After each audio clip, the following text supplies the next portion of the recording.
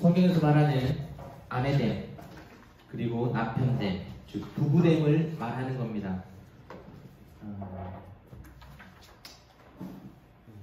우리가 이제 부모 교육을 하는데 남편됨과 아내됨에 대해서 알아보는 것은 상당히 중요하죠. 왜냐하면 부부, 남편과 아내의 서로의 관계가 다 누구에게 실시간 라이브로 보여지겠습니까? 우리 자녀들에게. 그러니까 어렸을 때부터 우리 자녀들은 우리 엄마가 아빠가 서로에게 어떠한 모습으로 말하고 행동하고 살아가는가가 아이들에게는 교육인 거죠. 그러니 이 부부 관계가 성경적인 관계로서 바른 교훈과 가르침에 입각하여 부부 생활을 하는 것은 상당히 중요하겠죠. 그렇기 때문에 자녀 교육을 위한 부모 교육이지만 이게 16강 중에 앞쪽에 배치된 이유이기도 합니다. 자녀를 어떤 방향으로 가르칠 것인가. 우리가 첫 번째 주에는 하나님 중심 교육에 대한 부분을 했고, 2강은 무엇이었습니까? 기억하고 있습니까? 2강은 자녀를 어떻게 대할 것인가, 인격적으로 대하는 부분에서 무엇이 있죠? 감정에 대한 부분을 이해하고 초감정에 대해서 받아주며 건강한 초감정이 형성되게 하도록 하면서 부모님의 엄마 아빠가 어떠한 메시지로 전달을 해야 된다? I 메시지, U 메시지, 이거를 구별하여 잘 U 메시지가 아닌 I 메시지로 전달하는 훈련을 해야 된다 했습니다. 여러분, 이 지식적인 내용은 그렇게 크게 우리의 이성의 활동을 마구마구 필요한 내용들은 아니죠. 그냥 들으면 그렇구나, 맞아, 저렇게 해야지, 충분히 동의가 되고 이해가 되는 내용들입니다. 그런데 중요한 거는, 이 부모 교육의 중요한 건 뭐냐면은, 부모 교육이라고 말했지만 가르치고 끝나는 것이 아니고요, 훈련이에요, 훈련. 그러한 내용이 우리가 지금 부모 교육하고 있는 내용들이 지금 이 실질적으로 교육을 받는 엄마 아빠들의 듣고 어디까지 나가야 되죠?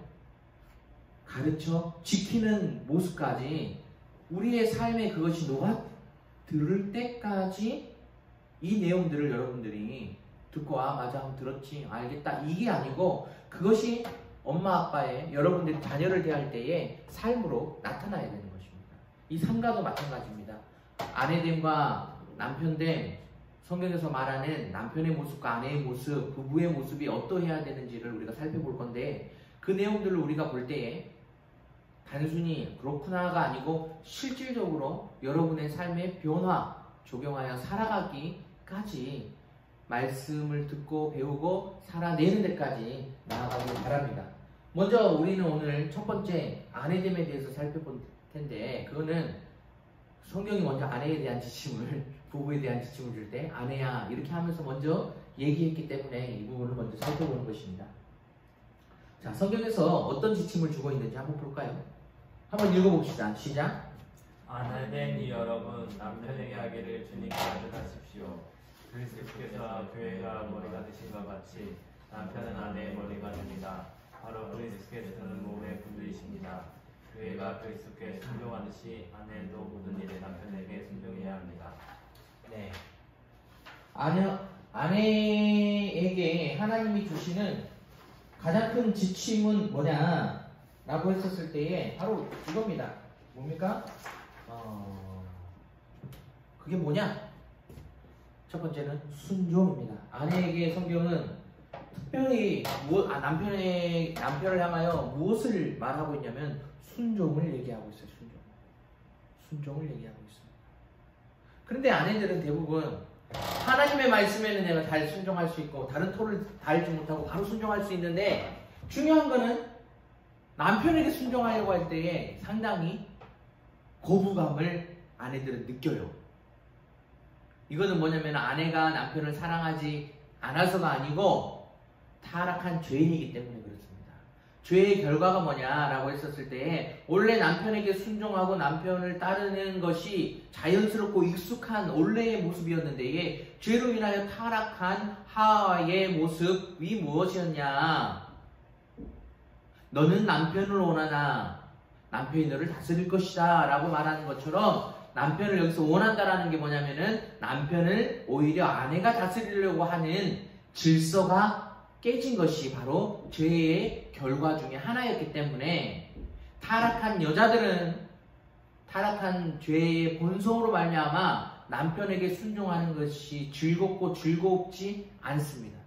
기쁘고 즐겁지 않아요. 아내들은. 그게 자연스러워요. 타락한 본성에 의하면.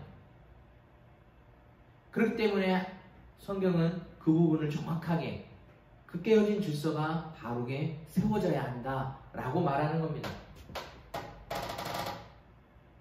보세요. 저는 주님께는 순종할 수 있지만 남편에게는 순종할 수가 없어요. 라고 말하는 거죠.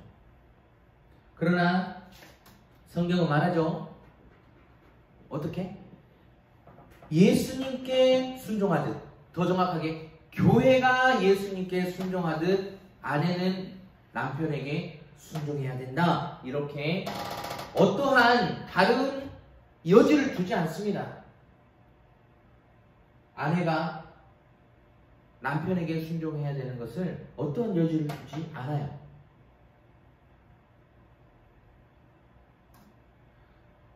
중요한 거는 남편에게 순종하지 않을 때에 이 아내의 마음 상태가 어떠하냐 했었을 때에 평안을 얻지 못해요. 여러분, 죄를 지으면 어떡합니까? 아담과 하와가 죄를 짓고 나서 하나님 앞에서 어떻게 했죠? 두려워서 숨었죠. 관계가 깨어지고 마음의 평안이 사라지고 남편에게 순종하지 않는 것도 아내들은 죄를 짓는다고 생각을 해야 돼요. 그 죄를 지면 어떻습니까? 여러분, 하나님 앞에 죄 지면 어때요? 마음이 평안이 사라지죠. 하나님과의 관계에 문제가 생기죠. 하나님 앞에 나가는 게 막 즐겁지가 않죠. 그러한 동일한 죄의 한 부분인 거예요. 그러니까 평안이 있을 수가 없죠. 이거는 남편의 어떤 의사가, 남편의 뜻이, 남편의 존재가 얼마나 완벽하지 않냐, 이런 문제가 아니에요. 이것이 명백하게 남편의 의사가, 여보, 우리 돈도 없는데 은행을 좀 털러 갈까요? 강도짓을 좀 하러 갑시다. 도저히 안 되겠습니다.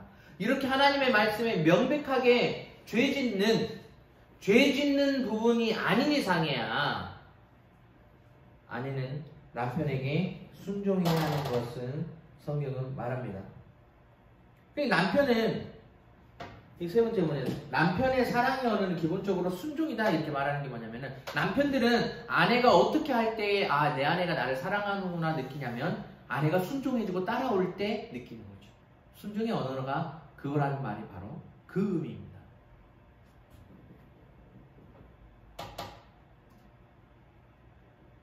그러니 하나님을 신뢰하듯 남편을 신뢰할 수 있어야 되고, 물론 하나님처럼 똑같이 될 수는 없지요. 절대. 그게 또 우상숭배가 될 수도 있고 하기 때문에. 그러나 그만큼 남편을 신뢰하도록 노력해야 돼요. 순종은 습관입니다. 그러니 아내들은요, 이거 할 때 아내들 막 입이 막 튀어나왔어요. 여보, 일로 와서 이거 좀 도와주세요. 이런 얘기 되도록 안 하는 게 좋다. 이렇게 말했거든요. 여보, 지금 빨리 와서 애 좀 잠깐 봐주세요. 우리가 생활하다 보면 이제 이상해요. 남편이 없어도 아내는 하루 종일 아이를 보면서 그 모든 시간들을 다 해냈거든요. 근데 남편만 집에 오면은 이제 항상 손이 필요할 때 누굴 찾아요? 아내들은 남편을 막 부르고 찾는 거예요. 그래서 남편에게 부탁을 하지만 결국에는 그게 부탁의 형태지만 아내의 뜻과 요구대로 남편을 움직이려는 행동이 될 수 있는 거죠. 그 모습이. 그죠? 안 그래요? 이게 좀 애매한 선이 있어요. 그러나 아내들은 내가 지금 도움이 필요할 때에 내 눈앞에 저 옆방에 안방에 있고 소파에 앉아있는 남편을 부르고 찾는 것보다 뭘 먼저 해야 된다? 하나님, 저 좀 도와주세요. 저 지금 이 상황에서 어떻게 해야 되죠? 마음이 먼저 하나님께로 가야 돼요. 그렇지 않으면요, 여러분, 아내가 하나님을 찾을 수 있는 영역이 별로 없어요. 왜 남편 불러서 남편에게 도움을 요청하고 남편에게 이것 좀 해달라 저것 좀 해달라 이렇게 요청하는 것이 되면 여러분 요청 안 한다고 여러분 손 놓고 그냥 나 몰라라 합니까? 그렇지 않거든요. 하나님께 아내가 하나님 저 좀 도와주세요 라고 이렇게 하나님께 나아가잖아요. 그러면은 하나님께서 남편의 마음을 감동시키셔서 여보 와서 이것 좀 도와주세요 하지 않아도 하나님께서 그 안에서 감동케 하셔서 남편이 와서 여보 좀 지금 바쁜 것 같은데 내가 지금 뭘 좀 도와주면 좋을까? 이렇게 오죠. 그러면 아내는요 기도 응답이 되는 것이고 남편을 좌지우지 하려는 어떠한 모습이 아니라 하나님을 통하여 하나님께서 일하시는 것을 경험하게 되는 거겠죠. 이게 좀 느릴 수도 있고 때로는 아내가 원하는 부분만큼 남편이 다 움직이지 못할 수도 있지만 이 방향성이거든요. 마음의 방향성, 마음의 중심. 내가 도움이 필요할 때 남편 이렇게 찾는 것이 아니고 여보 찾는 것이 아니고 하나님을 먼저 찾을 수 있는 아내가 돼야 된다. 자꾸 남편을 찾을 때에 집안일에는 여자가 주도권을 가지고 있기 때문에 이렇게 해라 저렇게 해라 잘못하면 왜 이렇게 잘못했냐 이러면서 질서가 깨어지면서 오히려 남편의 지도를 받고 남편의 가장됨의 그 본의와 질서를 깨트려지는 모습이 누구에게 보여질 수 있는 거예요? 자녀들에게 보여줄 수 있는 거예요. 이렇게 설교 좀 해놓으면 어떡해요? 그릇 정리를 이렇게 하는 게 아니에요. 빨리 이건 이렇게 해야 돼요. 저렇게 해야 돼요. 이건 왜 이렇게 실수했어요? 당연히 아내들은 메인 일이 주방일이다 보고 집안일을 아내가 하는 일과 그 시간과 이것들이 훨씬 많다 보니까 아내가 훨씬 더 수준 높고 실력이 높은 건 맞아요. 그렇죠? 근데 남편이 와서 도와주면은 아내들이 이제 자기 마음에 들지 않는 부분들 이건 이렇게 해야 된다 저건 저렇게 해야 된다. 근데 이 모습이 지금 누구에게 보여지고 있는 거예요? 자녀들이 다 보고 있는 거예요. 엄마, 아빠를 엄마가 때로는 혼내고 있는 것처럼 보일 수 있고 그죠? 아빠가 엄마 말에 막 움직이는 사람처럼 보이면은 벌써부터 성령의 이 지침 아내가 남편에게 순종해야 되는 모습이 집안에서 잘 나타나지 못하고 그죠? 오히려 아내가 이리저리 남편을 이끌면서 가정을 움직이는 이러한 성경적인 질서의 모습이 완전히 뒤바뀐 모습으로 나타날 수 있는 거예요. 이거는 남편이 집안일을 도와주냐 안 도와주냐 이런 말이 아니에요. 자녀가 있을 때는 그만큼요 조심해야 돼요. 아내들이 남편들을 당연히 조심해야 되겠죠. 이 말 이해됩니까? 그러니 아내는요 남편을 자꾸 의지하려고 하지 마시고 자녀를 양육할 때에 누구를 의지해야 돼요? 하나님, 예수님을 의지하면서 자녀를 양육할 수 있어야 되는 거예요. 아내는요 혹 마음에 안 들 수 있어요. 남편의 행동과 모습들이 이제 요청을 안 하니까 늘 요청하던 삶이 요청하지 않으면요 남편들도 마찬가지예요. 아내가 갑자기 이제 이 교육을 듣고 막 요청을 많이 또 뭘 해달라는 요청이 막 줄었어. 집안에 있을 때 뭐 좀 도와달라, 뭐 좀 해주라, 이거 좀 해주라. 이 요청이 줄어들으면은 아이고 편하다 하고 손 놓고 있으면 안 되고 스스로 가장으로서 우리 가장으로서 이 가정을 잘 돌볼 수 있는 나의 남편의 손길이 필요한 곳이 어디 있나 이런 거를 시시때때로 이런 능동적인 어떠한 모습으로 나가면서 봤었을 때 여보 지금 그거보다는 이게 더 먼저일 것 같아요. 그거 잠깐 내려놓고 이렇게 좀 합시다. 이렇게 하면서 그 가정을 잘 다스릴 수 있는 굴림하는 게 절대 아니에요. 여보 잠깐 내가 이거 하고 있을 테니까 지금 저 아이에게 먼저 가봐야 될 것 같아요. 이렇게 우선순위를 정해주고 질서를 하면서 잘 할 수 있는 이렇게 해야 되는 것이죠. 요거 지금 빨리 개는 거 설거지하는 거 잠깐 멈춰놓고 우리 먼저 가정 예배를 드려야 됩니다. 딱 이렇게 이끌어갈 수 있어야죠. 가정 예배 하고 나서는 자 이제 누구는 자녀가 이제 좀 더 크면 이제 하시죠. 시아야, 너는 지금 거실 좀 정리해라. 엄마, 여보는 정리 좀 잘하는지 봐주면서 청소기 돌려주세요. 제가 그러면 설거지 좀 도와드릴게요. 뭐 이렇게 한다든지. 자기가 좀 더 크면은 야, 넌 설거지해라. 그러면서 같이 이제 집안일을 함께 하면서 하는 거죠. 그러니까 집안일도 아내의 일이라고 생각하지 말고 집안에 일어나는 모든 일은 원래 누구가 최종 책임이 있습니까? 남편에게 있어요. 그죠? 그러니까 가장이라는 건 뭐예요? 그 가정의 최고의 리더라는 거 아니에요. 그러면 리더는 뭐냐면요, 그만큼 권한도 있지만 그 리더에게 순종해야 되는 의무가 이 가족 구성원들에게, 아내와 자녀들에게 생기지만 그만큼 남편은요, 짐들이 다 책임감이 있는 거예요. 그러니까 집안의 일은 아내가, 나는 밖의 일, 이렇게 이분화해서 생각하면 안 돼요. 여러분이 없었을 때에는 그 모든 것을 우선 아내에게 위임하여 놓고 나가는 것이지만, 일을 하러 갈 때는, 여러분이 들어왔을 때는 당연히 그 모든 위임되었던 일이 다 누구에게 와야 되는 거예요? 남편에게 와야 돼요. 그러니까 혹시 이제 아내들이 힘들고 어렵고 이 남편이 아내 마음대로 다 막 이렇게 되지 않아, 그러면 당연히 뭐가 생겨요? 원망과 불평과 막 이런 불신에 좋지 않은 마음들이 생겨날 때에 어떻게 해야 되냐? 남편을 원망하면요, 그 집안이 망해요. 이제 그 부부관계는 망하고 자녀 교육은 완전 망해요. 리더에게 원망하고 불평하다가 망한 사람은 성경에 부지글수록 많습니다, 여러분. 네?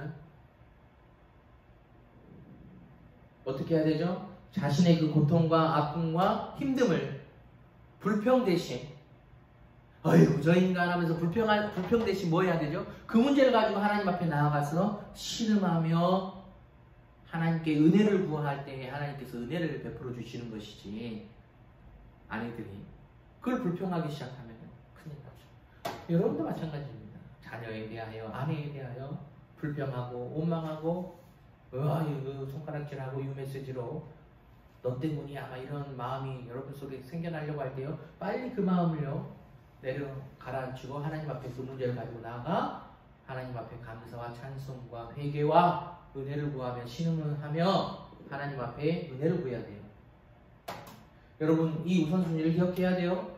우리 삶의 우선순위는요, 첫 번째는 하나님이고요, 두 번째는 가족이에요. 그 가족 중에 배우자가 먼저고, 그 다음에 자녀, 그 다음에 우리가 해야 되는 일, 그 다음에 개인의 유익이에요. 아내도 마찬가지고 이거는 남편들도 마찬가지예요. 근데 집에 갔는데 지금 배우자의 필요도 있고 자녀의 필요도 있는데 나의 유익을 위하여 시간을 허비하고 있는 거예요. 어떻게 되겠습니까? 아내가, 남편이 배우자나 자녀의, 남편과 자녀에 필요한 것이 있는데 자기의 유익을 먼저 챙겨요. 자기가 해야 하는 일이 있다고 그 일을 먼저 챙겨요. 그러면 우선순위가 뒤바뀌면서 문제가 생기기 시작하는 거예요. 그러니까 일보다는 사람이 먼저예요. 사람 중에서도 배우자가 먼저예요. 아내와 남편이 먼저가 돼야 돼요. 그리고 하나님이 그 앞서서 하나님이 더 우리 삶에 늘 최선의 영순위로서 1순위로 있어야 되는 겁니다. 아내들은 기억해야 돼요. 자녀 양육보다 남편을 섬기는 일, 남편에게 순종하고 남편을 도와주고 남편을 서포트하는 일이 뭐예요? 우선돼요. 그런데 자녀가 태어나는 순간 어떻게 됩니까? 우선순위가 자녀로 다 바뀌어버려요. 반찬부터 시작해서 모든 것이 그 자녀를 배려하는 모습일 수도 있지만 우선순위도 바뀌면 안 돼요, 여러분. 가정에서의 우선순위가 다르게 되어 있어요. 그런 잘못된, 늘 자녀 중심으로 가다 보면 이제 자기가 왕인 줄 알고 자기 뜻대로 안 하면 막 불평하고 원망하고 막 자녀들이요 막 그렇게 돼요, 나중에. 그는 어렸을 때부터 그런 문제가 생겼기 때문이겠죠. 이해되죠? 그렇기 때문에 우리는 기억해야 됩니다. 이 우선순위를 반드시 기억해야 돼요. 여러분도 자녀보다 누가 우선이 돼야 돼요? 아내가 우선이 돼요. 남편들은 아내를 더 우선시 여길 수 있어야 돼요. 그 아내보다, 그 가족, 아내와 자녀보다 누가 더 우선시 될 수 있냐? 하나님이 우선시 돼야 돼요.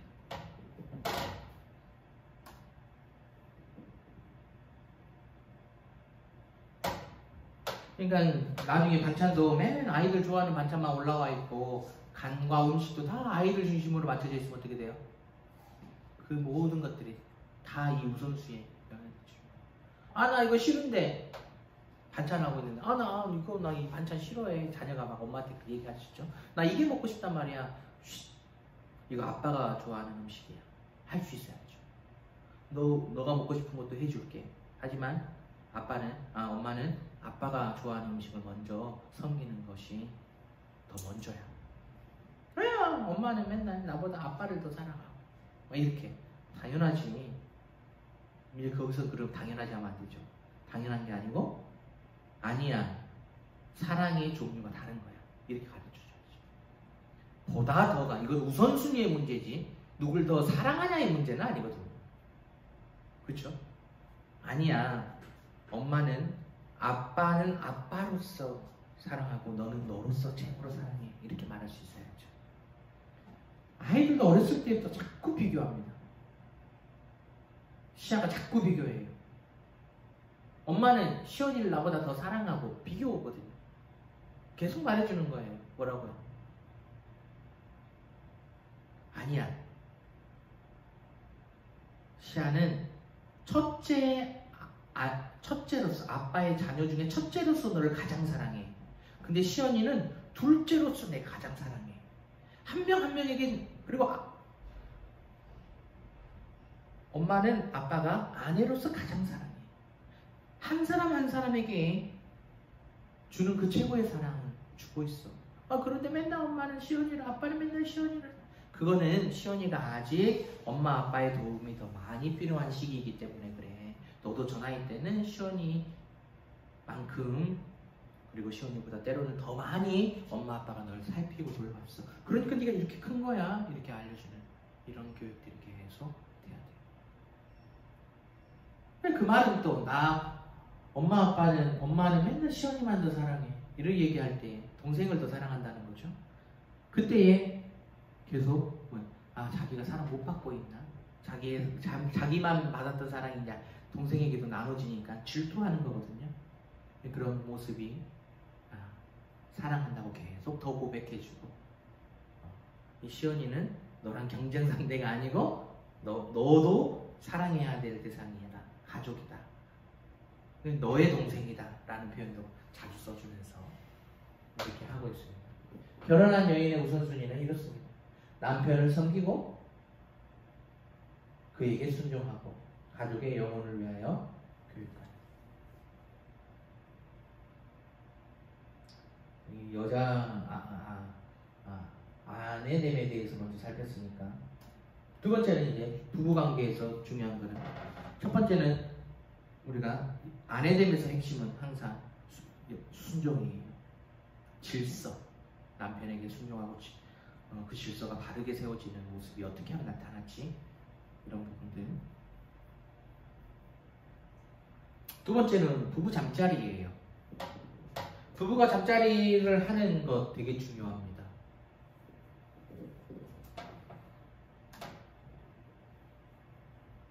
부부간의 잠자리는요, 절대 죄악시되지 않아요.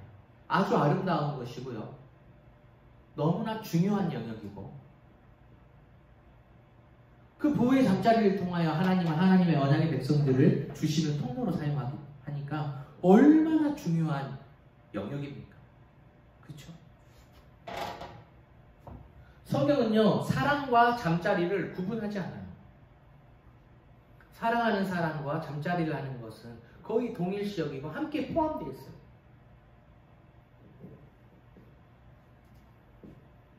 그렇기 때문에요, 이 잠자리에 대한 기준들이 중요한데, 성적인 욕구가 서로 다를 수 있어요. 그렇죠? 욕구가 좀 다를 수 있어요.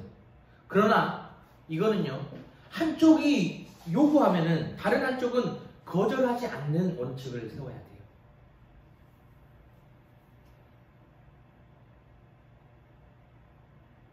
왜냐하면 성경은요, 내 몸을 내 것이다.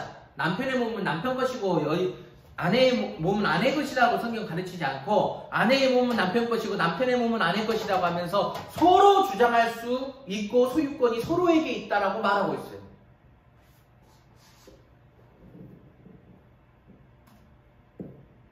그리고 성경은 이렇게 말합니다. 음행을 피하기 위해서, 성적인 죄를 피하기 위해서 결혼하고 아내를 두고 남편을 두라, 이렇게까지 말해요.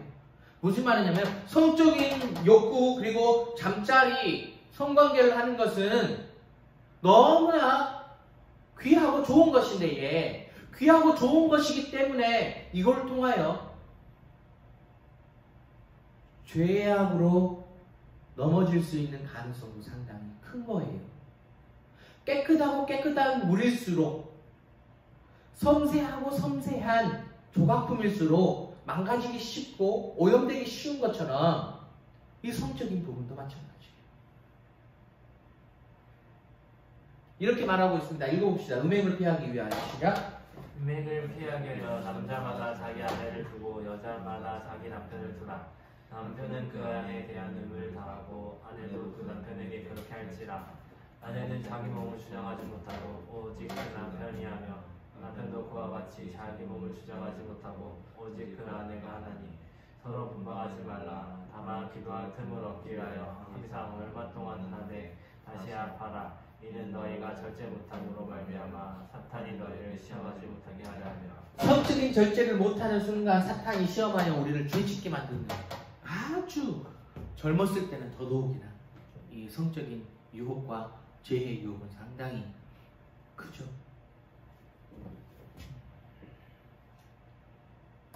그러니 나보다 배우자가 더 많은 성적인 욕구를 가질 수 있다는 사실을 이해해야 돼요.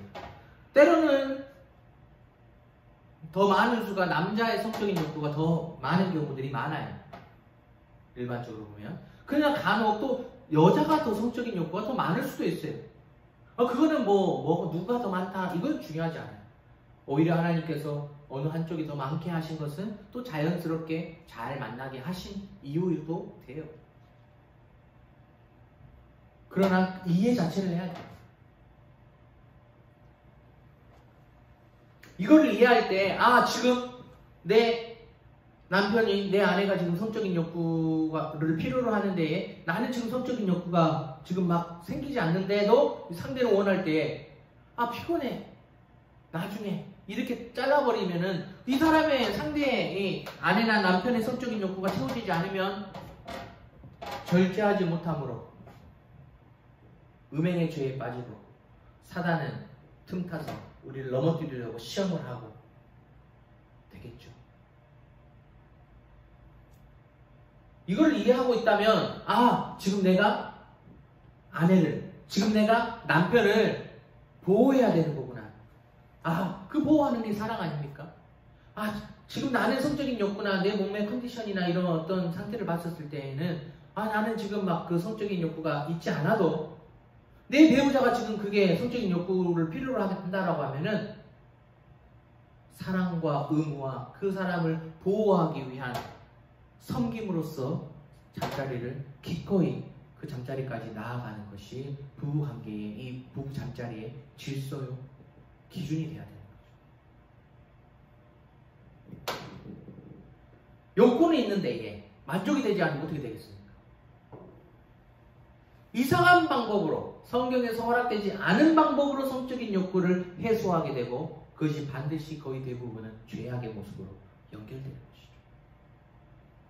바람을 왜 펴요? 많은 부분 성적인 부부관계에, 성적인 관계에 잠자리 문제가 생기고 그 잠자리 문제가 시간이 가고 오래되면은 그렇게 되는 경우들이, 예들이 많아요. 어떤 TV 프로그램에서 실질적으로 그랬다고 하더라고요. 그 욕구가 그 부부관계 가운데 안에서 충분히 잘 해소되지 않으면 반드시 문제가 생길 가능성이 커지고 그게 지속되고 그 욕구 불만족이 커지면 커질수록 문제는 커져요.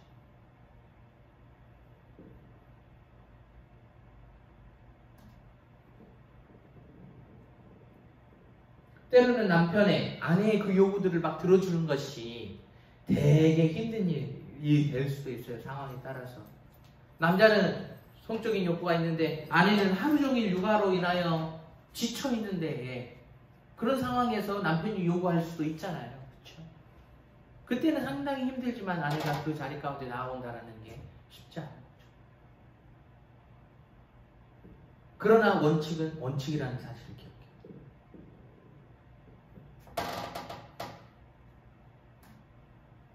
그렇기 때문에 가능한 한 서로는, 남편은, 아내는 미리 좀 알려주면 좋고, 이런 욕구가 있다는 것을 꼭 정확한 표현을 쓰지 않아도 미리 넌지시 알려줄 수 있죠. 눈치챌 수 있도록. 또 더 좋은 거는요, 요일을 정하여 규칙적으로 서로 섬겨주고 사랑을 나누는 것도 좋아요. 꼭 그것이 이렇게 딱 욕구가 터졌을 때가 아니고 그 욕구가 점점 차오르는 주기적으로 오히려 그런 관계를 하는 게 훨씬 건강한 부부관계, 부부 잠자리의 모습일 수도 있어요. 구체적으로 어떤 그 부분들은 이 영상 끝나고 나서 좀 잠깐 우리 나눔할 때 얘기를 좀 해주시죠. 이제 마지막으로 남편됨에 대한 내용입니다. 남편됨에 대한 내용은 아내가, 우리 뭐 이거 부부에 대한 그런 모습은 여러분들이야 부모 교육 하기 전에도 결혼 전부터도 끊임없이 제가 이런 부분을 자주 강조해서 잘 알고 있죠. 아내는 남편에게 순종하고 남편은 아내를 뭐하라? 사랑하라. 남편된 여러분 읽어봅시다. 시작. 남편된 여러분, 아내를 사랑하기를 그리스도께서 교회를 사랑하셔서 교회를 위하여 자신을 내주신 같이 하십시오. 그리스도께서 그렇게 하신 것은 교회를 물로 씻고 말씀으로 깨끗하게 하여서 거룩하게 하시려는 것이며 티나 주름이나 또 그와 같은 것들이 없이 아름다운 모습으로 교회를 자기 앞에 내세우시려는 것이며 교회를 거룩하고 흠이 없게 하시려는 것입니다. 이와 같이 남편도 아내를 자기 몸과 같이 사랑해야 합니다. 자기 아내를 사랑하는 것은 곧 자기를 사랑하는 것입니다.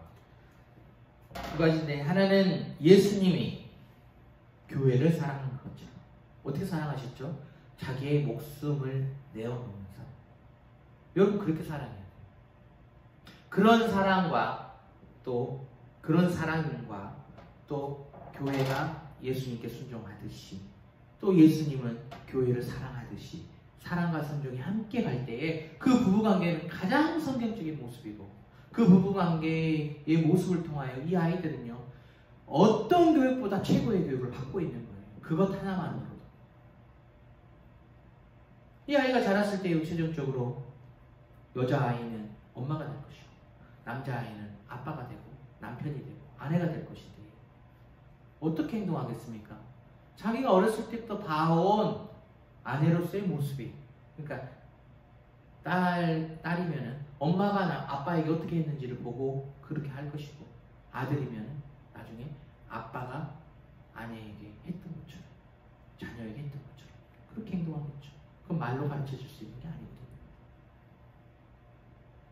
지금 우리의 엄청난 교육은요, 말로 어떻게 이렇게 가르치는 게 핵심이 아니고요. 80% 정도는요, 다 엄마 아빠의 말과 행동, 그 모습으로 교육이 되는 거예요. 이렇게 A처럼 행동하면서, 엄마 아빠는 A처럼 행동하면서 나보고 B라고 B처럼 행동해야 라고 말하면 어떨까요?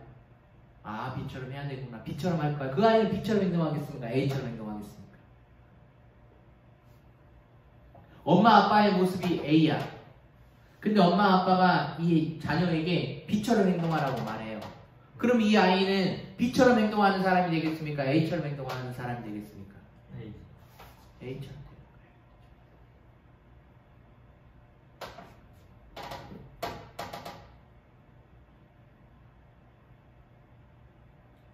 목숨을 내어줄 각오를 하면요, 아내 상당히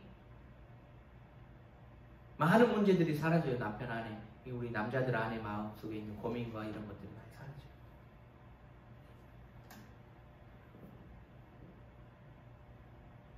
남편들은 또 하나 아내를 모질게 대하면 안 돼요. 모질게. 물리적으로나 육체적으로나 언어적으로나 말로나 정서적인 부분에서 모질게 대하면 안 돼요. 모질게. 오늘 모질게 대한 적 있어요? 여러분들은 모질게 대할 사람들은 아닌데 막 화나고 속상하면은 우리가 한 번씩 모질게도 대하게 되거든요. 근데 그럴 때 상당히 사랑의 모습이 아니니까, 그쵸? 그것 또한 사랑한다면 모질게 대하면 안 됩니다. 연결될 수 있어야 되죠.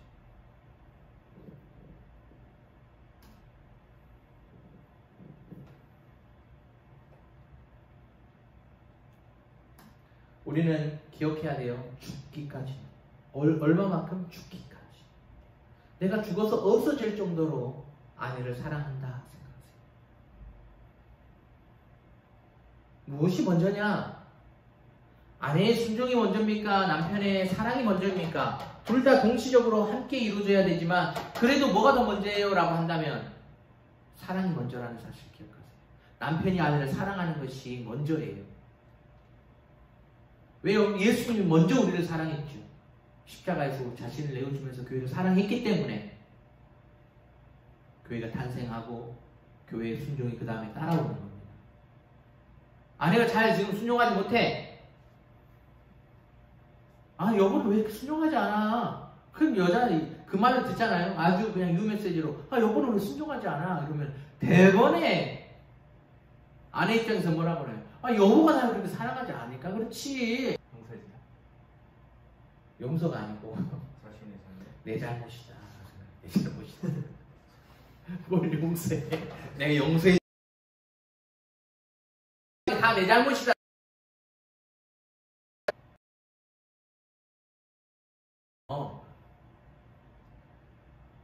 서로 반쪽이고 머리가 안 그래요, 여러분? 제가 잘못했습니다.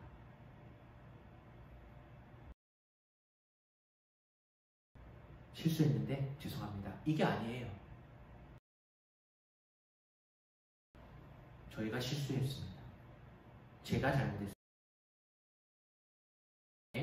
남편이 딱 그 모든 책임을 질 수 있어요.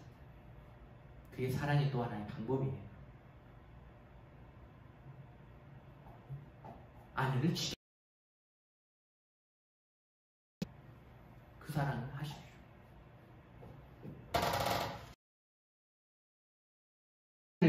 성공지향적인 삶을 추구하지 마십시오. 상당히 불행해집니다. 이 남편이 성공지향적인 걸 추구하다 보면요, 이 성공은요 자꾸 소유하는 것을 말해요. 자꾸 소유하는 것을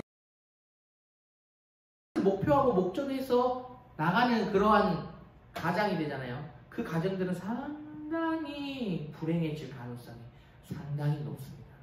그러나 성경은 말합니다. 승리의 삶. 승리의 삶이 뭡니까? 소유가 아니라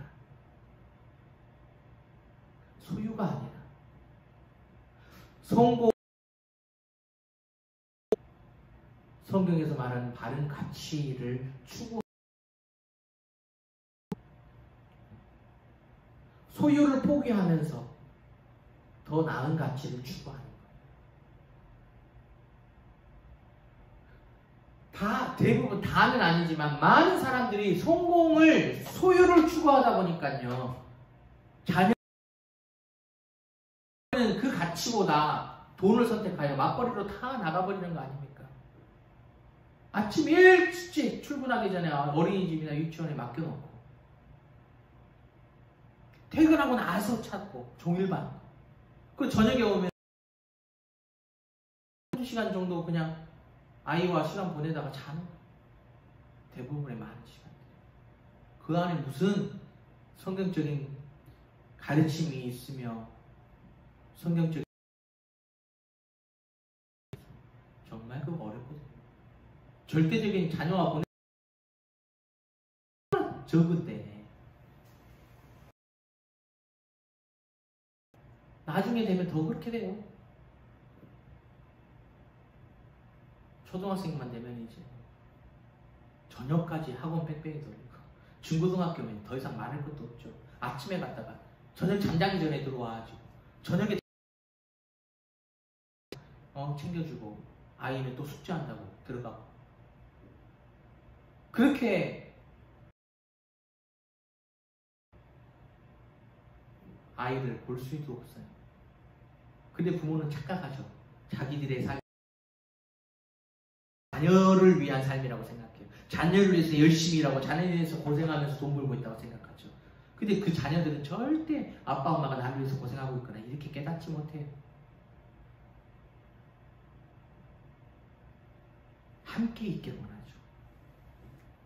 함께 있기를 원하죠. 함께 많이 있어줘야죠. 그러니까 승리보다, 성공보다 승리의 삶을 추구하십시오. 하나님 나라를 추구하며 더 나은 가치, 다른 그런 삶을 계속 보여주는 삶을 추구해야죠. 그리고 남편들은 가정의 안정 뿐만 아니라 정서적인 것 다 그런 풍요로움을 책임질 수 있어요. 정기적으로 부부가 자녀를 잠깐 우리 조부모님께 맡길 수 있으면 한 달에 한두 번이라도 갖고, 그게 자녀보다 아내와 남편을 더 우선시 여기는 또한 모습에서 나타난 그런,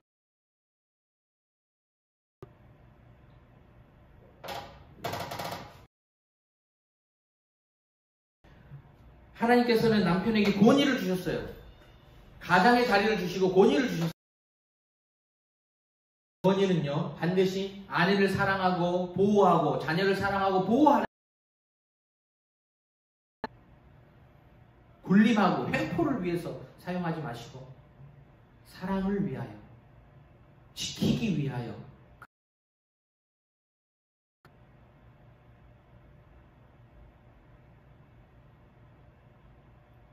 지금 놀고 싶어도 안 돼. 하고 싶은 거 잠깐 다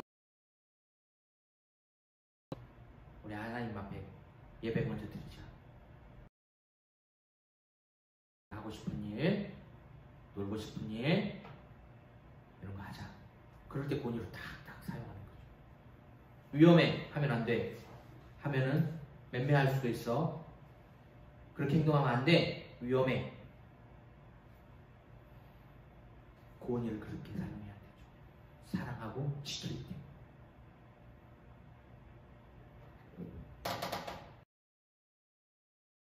이렇게 자녀들에게 남편과 아내가 서로에게 성경적인 모습을, 그런 가치관을 추구하는 삶을 보여주는 것, 어떤 교재로 가르칠 수 없습니다. 자녀들을 절대 그러한 교재로 가르칠 수 없어요. 그런 것은 대신해 줄 수도 없어요. 어떤 수학이나 영어나 이런 학습적인 부분은 엄마 아빠가 아닌 다르게 공부할 수도 있어요. 지식에 대한 습득은요. 그렇지 않습니까? 그러나 엄마 아빠의 을 통하여 교육되어지는 것들은 대신할 수 있는 존재가 없어요. 오늘은 내가 너희 엄마 아빠야. 그럼 자녀들은 어때? 모르는 도 없을 수 있지만 여원이만 돼도 내가 네 아빠야. 그럼 뭐라 그래요? 아니야. 바로. 그럼 아빠로서 교육 아닌데 아빠의 교육 받겠습니까? 저를 통해서 배울 수 있겠습니까? 절대 안 됩니다. 단 나중에 크고 나서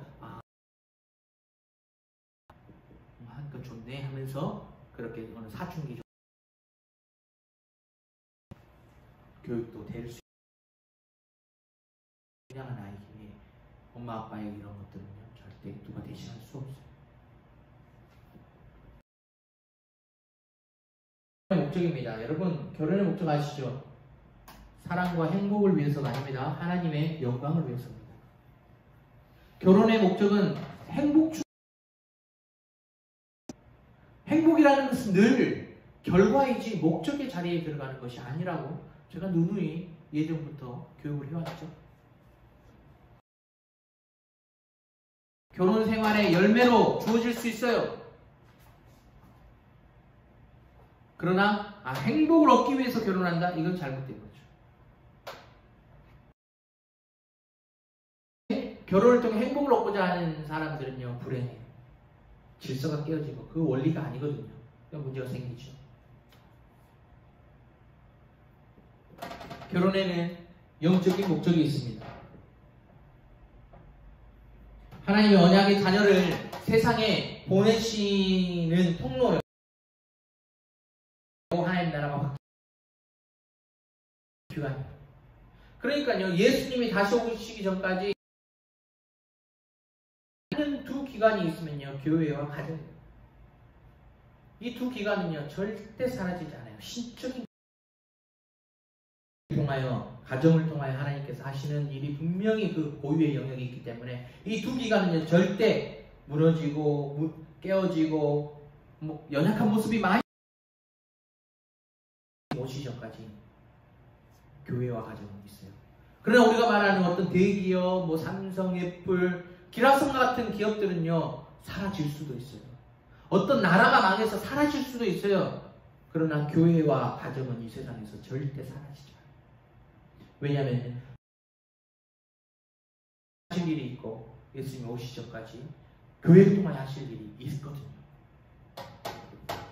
자녀를 낳는 것 충분히 낳고 잘 양육하는 건요 너무나 위대하고 큰 일이에요. 하나님의 일에 우리가 쓰임받는 귀한 도구가 되고 통로가 되는 거예요. 인류에게 준 첫 번째 명령이 바로 문화명령이 바로 이겁니다.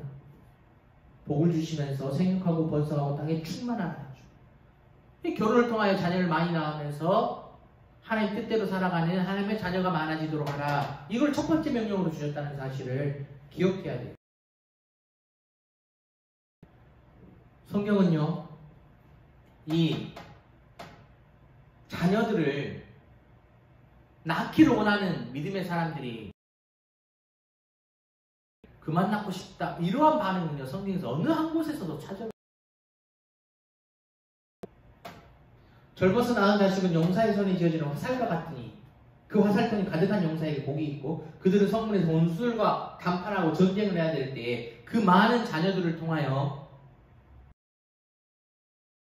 하지 않을 것이다 라는 거예요. 이게 자녀들이 부모의 성경적인 노후 준비이기도 해요. 오늘날은 노후 준비를 따로 하고 자녀들은 자녀대로 막 이런 식으로 하는데요. 원래부터 성경의 그 정신은요 자녀가 부모의 노후예요. 그렇지 않습니까? 자녀 계획은 사람의 영역이 아니라는 사실. 하나님이에요. 마치 남편과 아내가 서로 상의해서 한 명을 낳니, 두 명을 낳니, 세 명을 낳니 정할 수 있다는 생각 자체.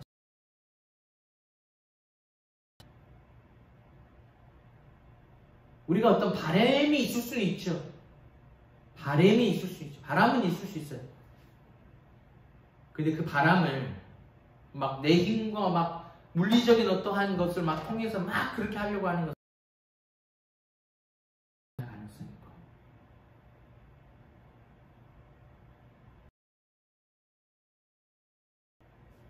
많은 사람, 요즘 젊은 사람 한 명, 두 명 나면 더 이상 나면 안 되겠다 싶으면 남자가 병원 가서 수술해버리죠.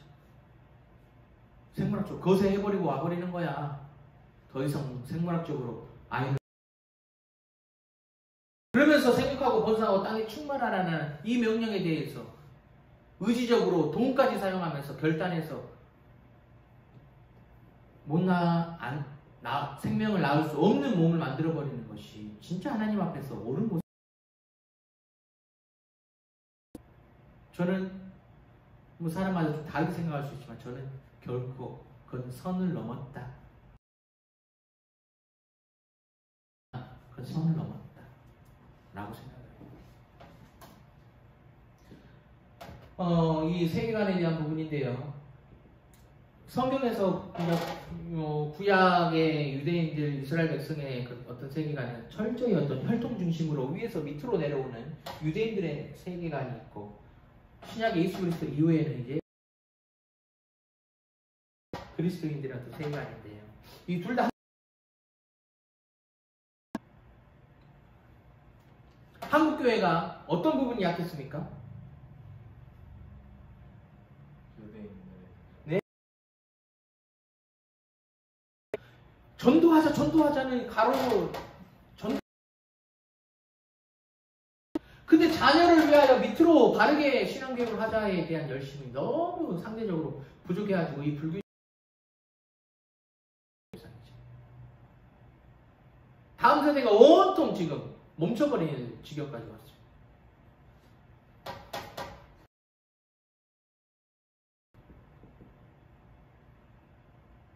지금 자녀를 많이 낳는 것은 대한민국을 사랑하는 방법이지만 그걸 넘어서서 우리 교회를 사랑하고 하나님 명령에 순종하는 소중한 모습이 될 수 있어요. 무조건 많이 낳는 게 중요한 건 또 아니겠지만 적으로 양육해야 되겠지만 그런 거 있잖아요. 우리는 한계야. 나는 우리 가정은 약해서 생명을 그 다음 생명을 허락하셨어. 셋째, 넷째를 허락하셨어. 그때 내 아내와 나는 힘들고 연약해서 이 정도면 조카도다. 이게 한계다라고 생각했는데 하나님이 주셨어. 우리의 판단과 생각보다 하시니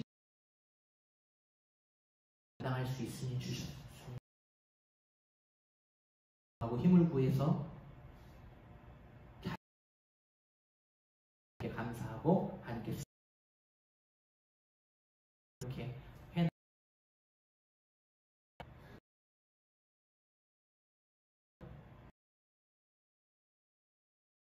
대한민국 저출산 문제로 한 명이 안 되죠. 지금 0.9 정도밖에 안 되죠. 지금 평균적으로 한 명도 안 된다는 거예요. 자녀의 수가 지금 평균 출산율을 보면.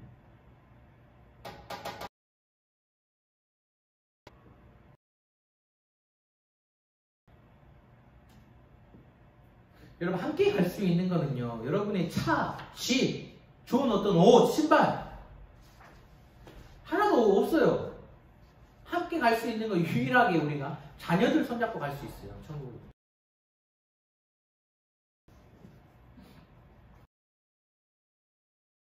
표현하니까 좀 그렇지만 함께 갈 수 있는